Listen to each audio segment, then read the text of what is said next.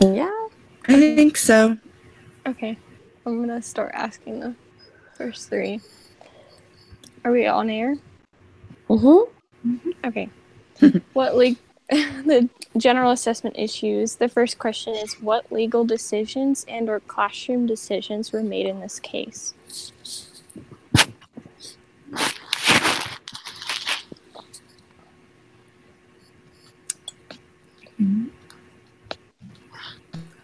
Well, I know.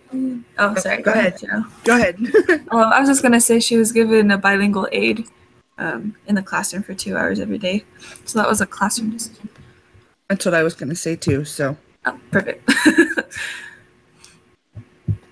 She was also put on an IEP and put into a classroom every day full time to help with her impairments and her disability that she has academically and with learning the languages of English and Spanish. Also with that, she was put, was it second grade first and then third grade? Or was she just in third grade? Yeah, she was second grade first. Yeah, she was placed into second. Yeah, so she was there first. That could help her progress so that she can get back on track. It was also a classroom decision. Also, they started to do like assessments just to kind of see where she was at, to see where they could best help her. They were aware of her before situation in order to be able to help her progress in the U.S.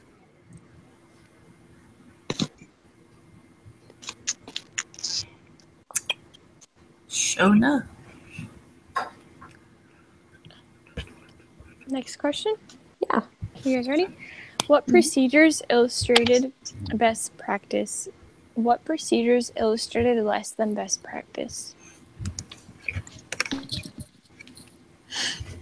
I don't know if she should have been put in a special education classroom full time, since like she has like high learning disabilities, but she still, I think, would benefit socially and learning like more self-help skills by seeing other children her age and that are in a more generalized classroom.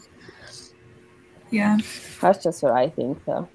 And I agree with that. And I also think that she should have had an interpreter the entire day, not just for 2 hours a day, 4 days a week.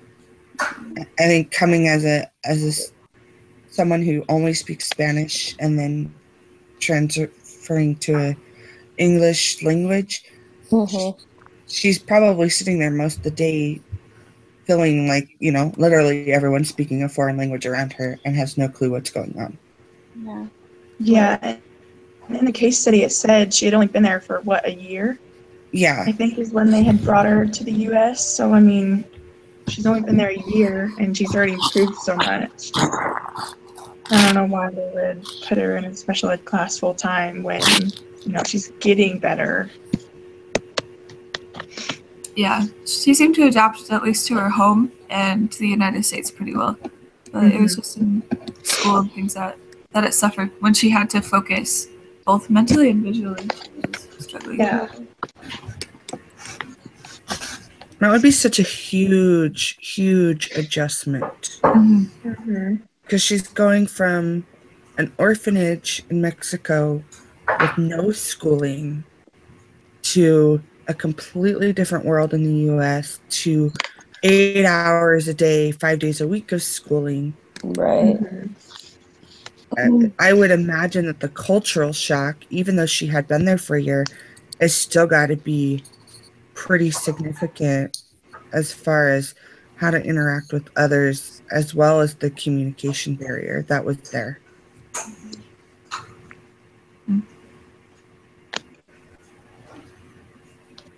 Are you ready for the next question? Yeah.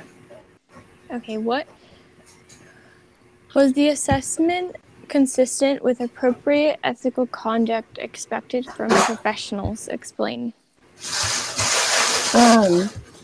So in my internship that I'm doing right now, I do lots of evaluations on like children that are Spanish speaking that are like under 3 years old. And sometimes they don't, even if I'm speaking Spanish to them, they don't really understand like the toys and things that we play with here because they have different things that they do with their families. You know what I mean? So even though they probably gave her like um, eligibility assessments in Spanish. I don't know if she was culturally aware, especially like they did like the PPVT, which is like a picture test where they like show you different pictures, and she may have not recognized some of the things just because she may have not been exposed to them in Mexico. So I don't know if That's they a really were good point. fully appropriate for her. That's a good point.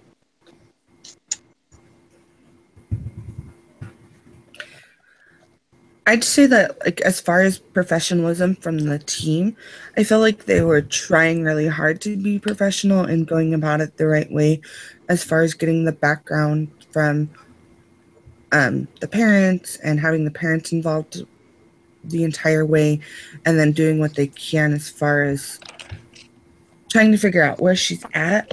But I agree with Tara. Like, I don't know if really they were helping make sure that she fully is aware and understands what is going on. Yeah. It didn't seem like the parents were very involved as far as her school was going. Yeah. Right. They provided the background, but Yeah. other than that, it didn't really say if they were involved in the testing or in the classrooms at all. Yeah, it says they set up for an independent evaluation, but that's really all that we saw. Mm-hmm. Maybe they just went with what the professionals had told them to do or what they wanted for her. It said they like jumped at the chance for people to get involved in helping her, but I think maybe they just expected the school to like take over. You know what I mean? Yeah. Yeah.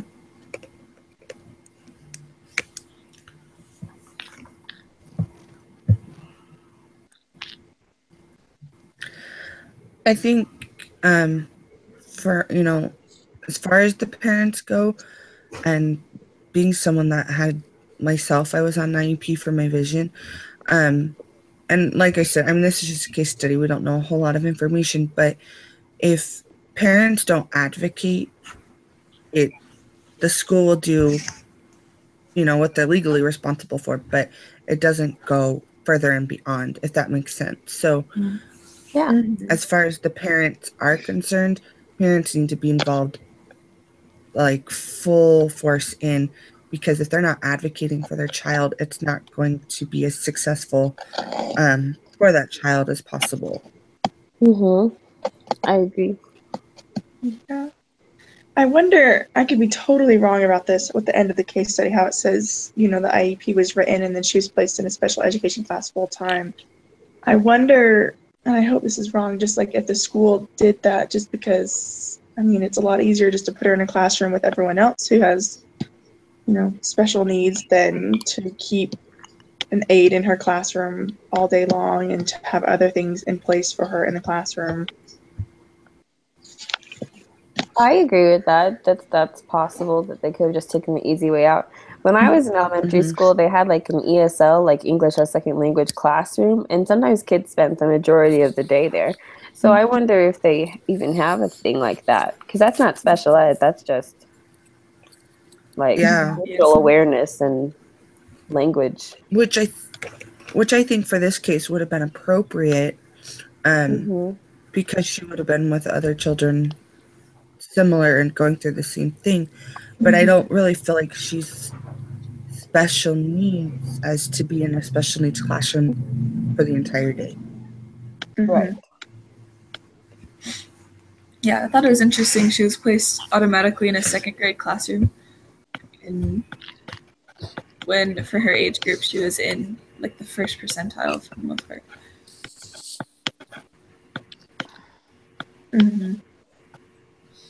Is 9.5 technically usually third grade? Yeah, it's third. Yeah. Well, I was in 4th grade at 9.5.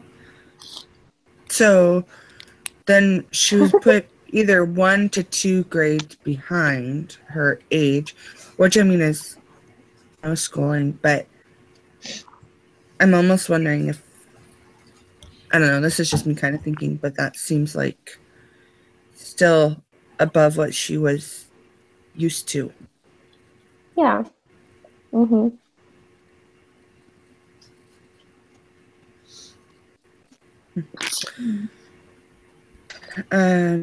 Should we move on to the next set of questions? Yeah. Okay. So test interpretation issues. So the first question is it acceptable practice to administer formal assessments to a child who has been in the United States for 1 year and who did not attend school in Mexico? Why or why not?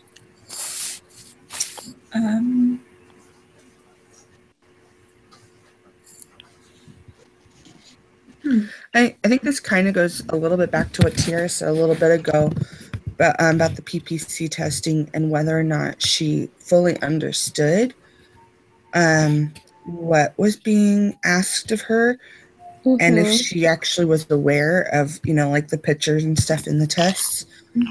So I'm just gonna, as far as administering it to a child who's been we have to start somewhere. We have to be able to kind of do a little bit of a range to figure out where she's at and what she knows. But I think it's really going to depend on the testing, and making sure that we make as many accommodations as possible Mm-hmm. for her to fully understand what's being asked and what's going on.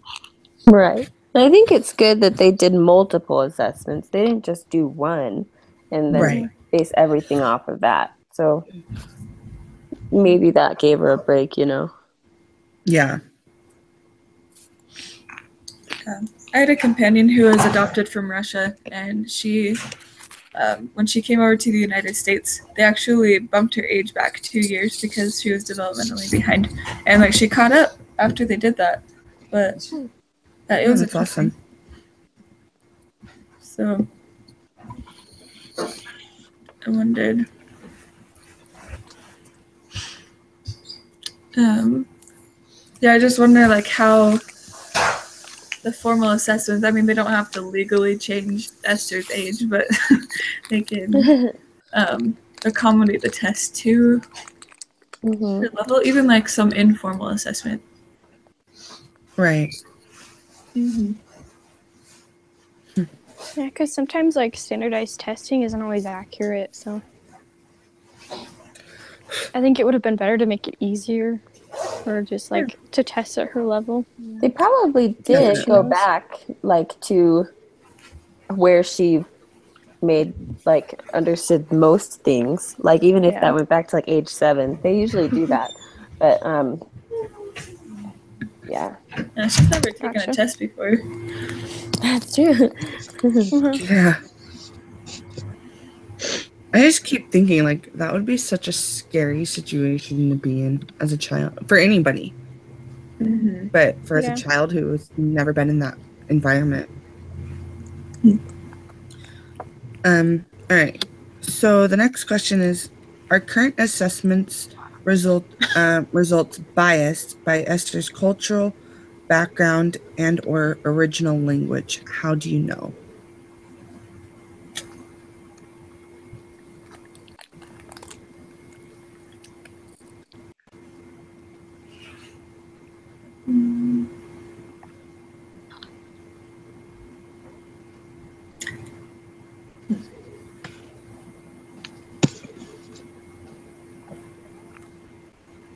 I don't think they're biased necessarily. Yeah, I was just going to say, I don't know if bias is the right word, but it sounds like the assessments were trying to test her for what they thought she should know here in the U.S. instead of what they thought she should know from her background and everything. Yeah. So not biased, maybe incomplete or... Mm-hmm. Yeah, I think they were just trying to help her and what was best for her because they want her to be able to speak the language and be able to learn in the schools like normally and either language very well. So I think they were really just trying to help her.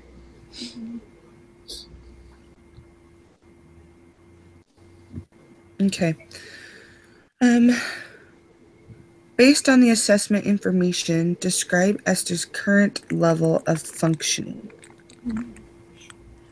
It said that she like has good visual memory skills, so like if she sees something, she can copy it.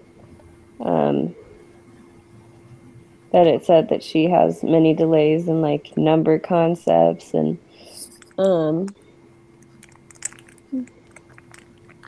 that she has issues with producing language in both English and Spanish. So that's just hard overall for her, the poor little girl, because she probably didn't get lots of help with learning to talk and read and stuff in Mexico.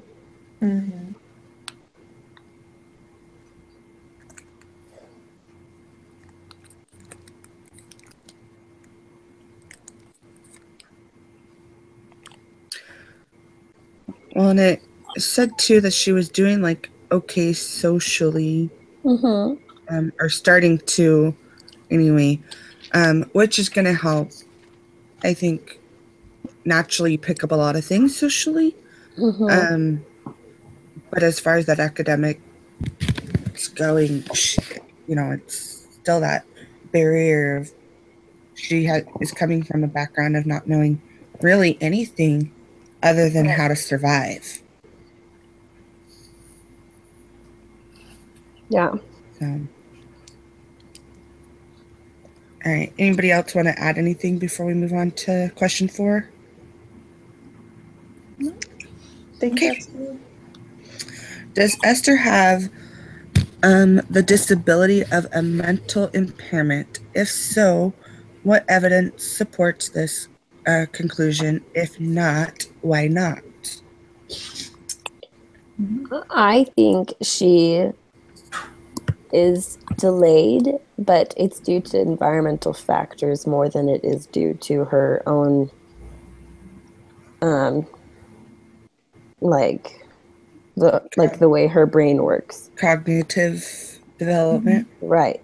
I agree with that. Yeah. And I also agree with that. I think she also has a vision impairment. She might have difficult seeing because she wears strong glasses for business.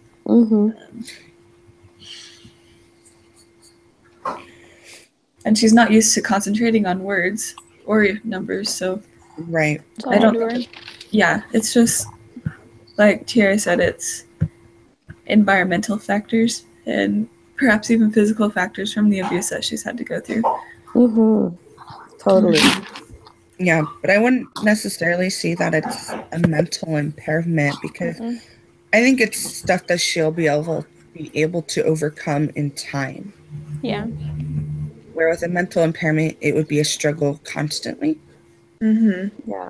But I think given more time and more assistance and more accommodations, she's going to be able to overcome it for the most part. I mean, her past is always going to be a part of who she is and what affects her developmentally along the way. But I think, eventually she's going to be right up to where she should be with the rest of the kids. Yeah. Cool. All right. Okay, so describe what you know about Esther's original cultural and language background.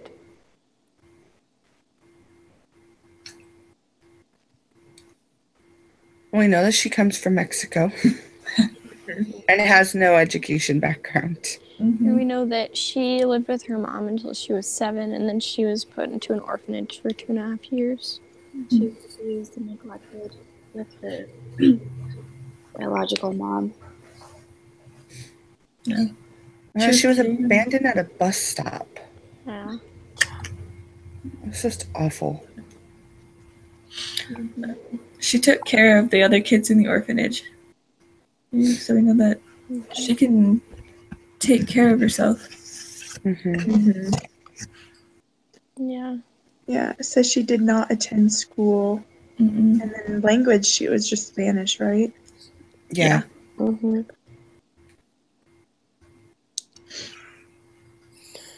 Okay. And then describe what you know about Esther's assimilation into her adopted culture and language.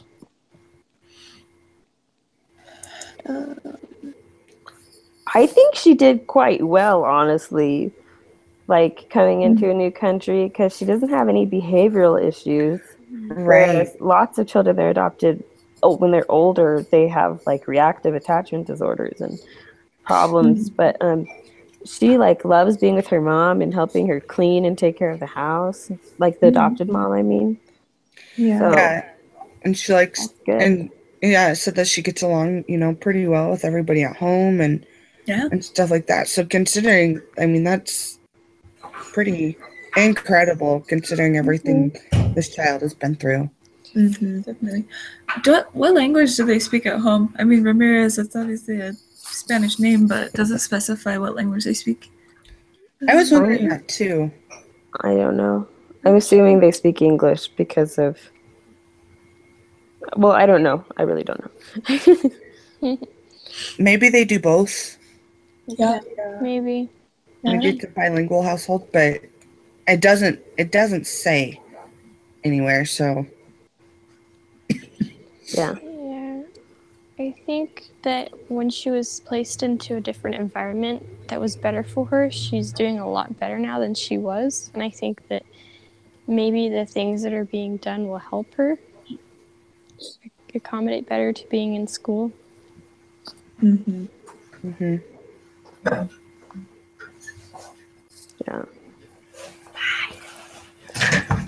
Okay. How does Esther's regular education third grade teacher feel about teaching Esther and why?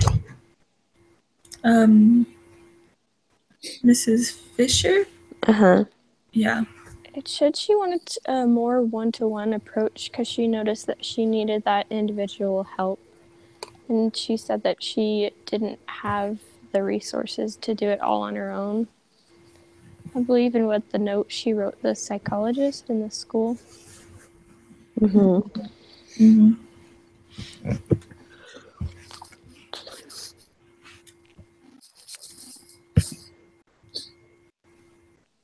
Yeah. So she likes Esther and I think she just doesn't feel like she has enough, like Alina said, she doesn't have enough time or resources to help her and individually.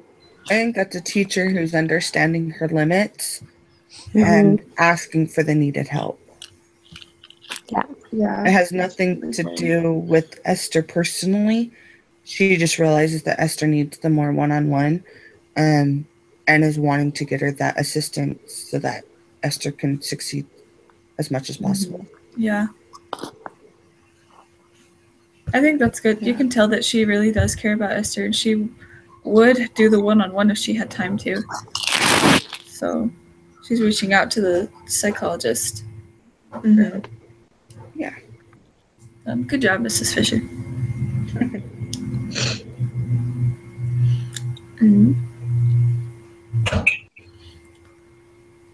Is there anything we want to add to that?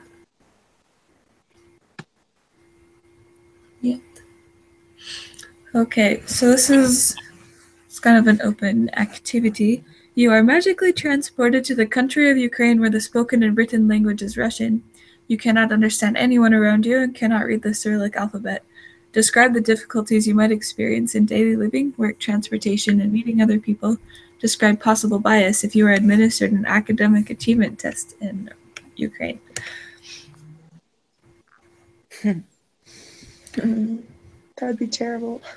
Yeah, that would be awful. I had a roommate who was from Russia, and so she would speak Russian to us every once in a while, and I seriously was like, there was no way to tell what she was saying. Even if it was a conversation and like we had an idea of what she was going to say to us in Russian, there's no way for me to understand her. So this would be like a fish out of water experience. Mm-hmm. Yeah. I feel like a person who went to school before and was competent in school, once they learned the language that they're trying to learn, like if they went to Ukraine and were learning Russian, then once they caught on to the language and the way things were, then an academic achievement test would be okay. But if you don't speak the language, you're not going to do well. Yeah. Yeah.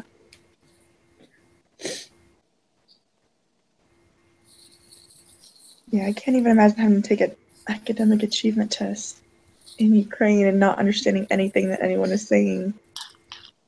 Imagine how Esther feels. Yeah. Yeah.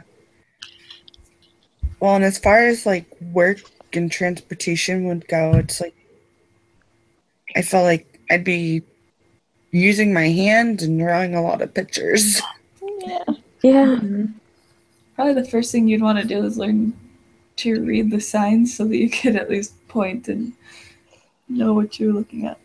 Mm-hmm. Yeah. Yeah, for sure. But if you Can really I don't, find an interpreter to walk around with me? Yeah, or like one of those dictionaries where you like translate it from English to Russian. Yeah. There you go. There you go. Perfect. we taught a lady who spoke only Chinese. Like her husband only speaks English and she only spoke Chinese, but somehow they got married. But they would communicate via Google Translate all the time. Oh my gosh. I knew tons of people in my mission that did that, and it was like, Yeah. how do you get this part? How does that work? That's crazy. Yeah. So modern conveniences might help significantly, but if you don't have that, then you're kind of a loaf of toast. Well, and I think one of the differences, at least as far as this activity goes in the case study, we're adults who can kind of figure that out a little bit more, where Esther is a child and had no resources, and we at least know enough to go and look for those resources that may be provided in order to assist us to succeed. Mm-hmm.